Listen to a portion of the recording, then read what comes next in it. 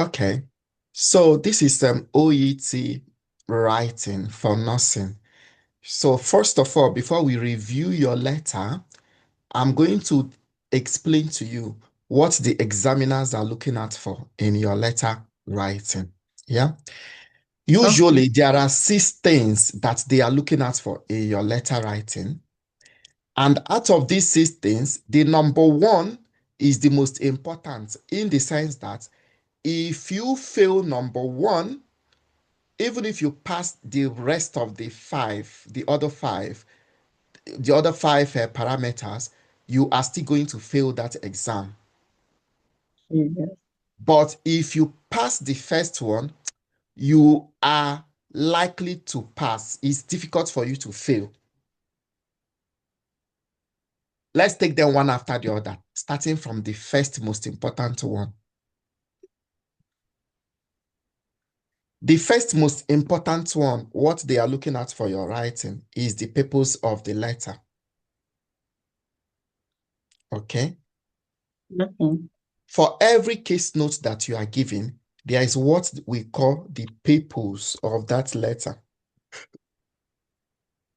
For you to understand this purpose of the letter, it's not like a very big or something that is out of the blues that you cannot, that we are trying to make fuse about. No. I kind of simplify it in 3 forms that makes one bit.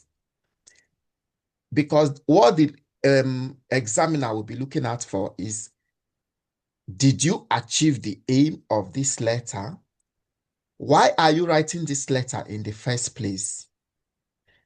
Is this purpose immediately clear? As you are just starting this letter, did you make the purpose of this letter immediately clear? Do you get? Yes. If the case note says write a referral letter, but you say I'm writing to discharge, you've missed the purpose. Okay. So you will definitely lose marks. So the purpose of the letter is it will comprise 3 things you have to always show from the introduction. And these 3 things will be number one, the type of letter. Usually for nurses, you have more of discharge letters. You can have other forms of letter like request letter, inform letter, update letter, notify letter, referral letter, transfer letter. You can have all that, but most of the time it's like discharge letter. You have more update letter. You can still have referral letter and all. But whatever type of letter you are giving, is the purpose clear? So you have to indicate what type of letter. If this indicate that it's a referral letter, try to include it that you are writing a referral letter. If it's a discharge, try to include it. That word discharge must show whether you are saying I'm writing a discharge letter or I'm discharging this patient or I would like to discharge. So you must state it in that your introduction. Yeah. Okay. Now, the second thing in the purpose of the letter is what is the problem or what is the situation on ground? You get. So there must be a situation why you are discharging this patient today. Is it that what was the patient managed for and how has the patient progressed? That's the situation.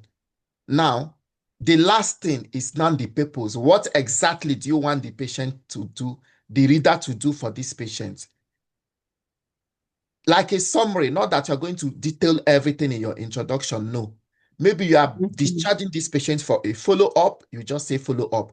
Later in your writing, where you are making your recommendation paragraph, you can detail what you mean by the follow-up. Maybe they have to be taking bath 2 times a daily, brushing her hair once a day, all those kind of things, and now the details of the follow-up you are talking about.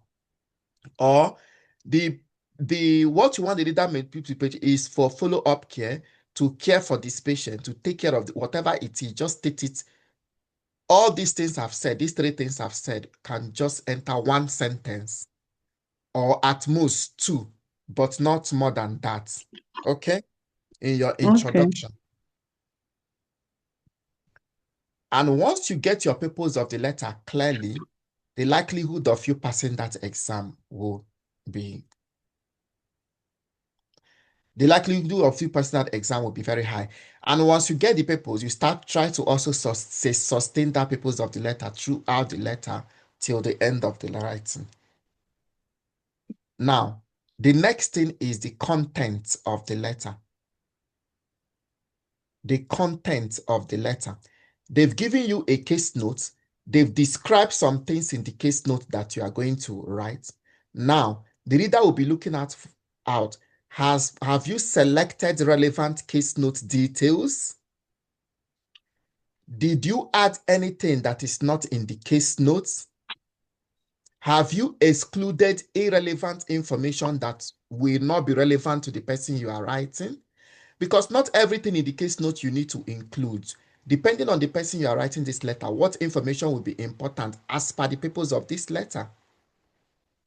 The presenting facts, are they accurately tabulated? So those facts you are selecting, did you present it in an organized way?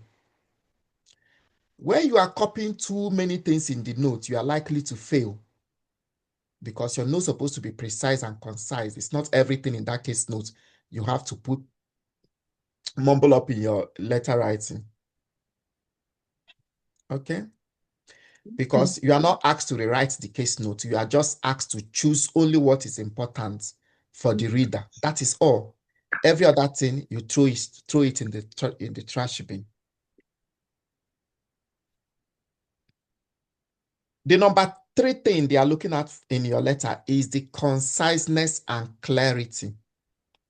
When a letter is concise and clear, it will be short, well-focused letter. It always scores better than a very long and messy one.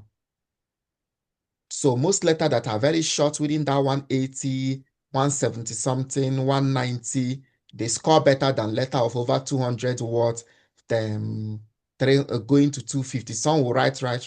Those type of letter will definitely score very poor score. Yeah. So your letter has to be concise. Because when it is concise, the reader will also be checking, is this focused? Is this letter clear? Is it free from unnecessary repetitions? Are you repeating vocabulary, repeating what you've written before? So just know that a long letter does not score higher, does not give you higher score. The one that give you higher score are short, well-focused letters. Yeah. Okay. The next point that the reader is looking at for is the organization and layout. This is usually very easy to get, and different letter might take different organization and layout. For example, let's talk about the discharge letter, which is more common. Unlike for doctors that have more of referral letter, for the nurses, you have more of discharge letters. For this kind of letter, it has a very straightforward organization in the sense that after the introduction, the next one is to talk about what have been done for the patient or the treatment that the patient has received. Next paragraph, how has this patient progressed? And final paragraph, what are your recommendations? Very straightforward. So this is the organization that it takes. So what are your recommendations is now part of your concluding paragraph.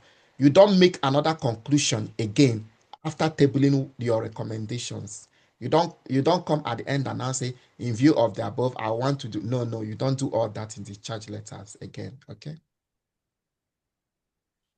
Okay. So you write the introduction stating the purpose as I've described. The main body will now contain what you've done for the patient, how the patient has progressed, and finally, what you want the reader to do for the patient, which will now be part of your concluding paragraph. Okay? And how the patient Okay. has progressed will include both positive and negative. You might bring a patient to the hospital, so the patient develops some issues and all those. This is part of the progression. Do you understand? Is it getting better? So you can always arrange your progression. Maybe you start from the worst to the good one, or you start from the good progress to the bad progress. Yeah. Okay. Then the language. To be honest, language does not really score much because you are allowed to make some mistakes. This is not your first language. Yeah, you can make some grammatical errors and all. But here they are checking it for the accuracy of your grammar, your sentence structure. Have you used the appropriate medical and professional language? Yeah. You are writing to a resident carer, and you are now using so much highfalutin medical registrar. Maybe instead of telling the carer that this patient had a heart attack, you are telling the carer that this patient had a myocardial infarction. You are causing unnecessary problem. So that is going to score lower because you're not using the appropriate register that this person will understand.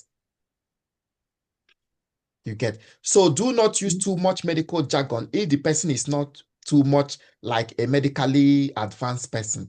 Do you get? Each category of healthcare has a particular register that is suitable for them in terms of the vocabulary that you use. Okay. Okay. And finally, the genre and style.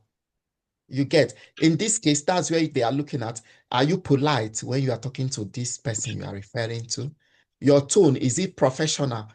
Are you using informal language? Are you using unnecessary abbreviations? These make your letter to be informal. Yeah. Are you using correct level of formality? Are you writing to the right reader? Do you get? These are what they are looking out for. Because the way you write to a specialist will definitely be different from the way you write to a school nurse or to a patient. So your style must match the reader. If you are writing the patient, you use the simplest form of medical term without even using let's say you want to talk about anticoagulants. I don't think it might even be lovely using that anticoagulant for a patient. You can say something like blood thinners. Yes. Does that make sense? Yes. All right. So we'll now review your letter. But before we do that, do you have any question in this six?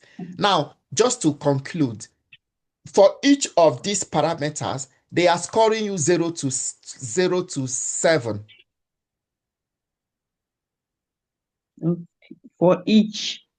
Yes, for each of the parameter, like from the papers, they will score you 0 to 7. From the what they call it, for each of them is 0 to 7, 0 to 7. 7 means excellence. 6 means very good. Um, 5 good. 4 satisfactory. Then anything below 4 is already poor. Then 0, you did not attempt Really? at all. What about the way I arrange my address? Is it as in, is there any No, score? well, it still comes under your organization and Introduce. layout now. Okay. Do you get? At the Okay. end, Okay. is it taking a letter format? Did you put your address at the end? Is there like is there at the beginning, is there like a greeting? Did you at the end sign out like yours sincerely or nurse or things like that? So this comes under your organization and layouts. Okay. So they mark all that from 0 to 7. Yeah. But the what take Okay. more of your score is just from your introduction to your recommendation. That's where the bulk of your score is anyway. Does that make Okay. sense? Yes. Okay.